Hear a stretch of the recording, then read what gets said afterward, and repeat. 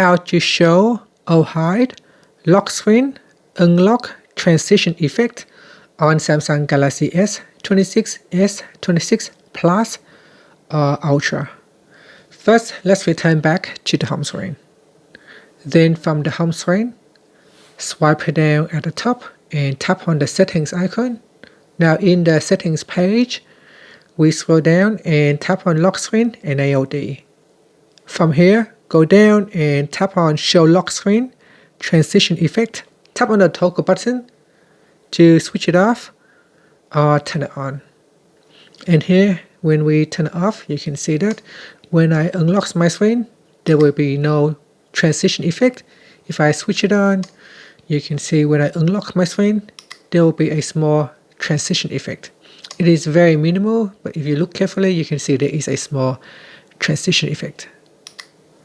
And that's it. Thank you for watching this video.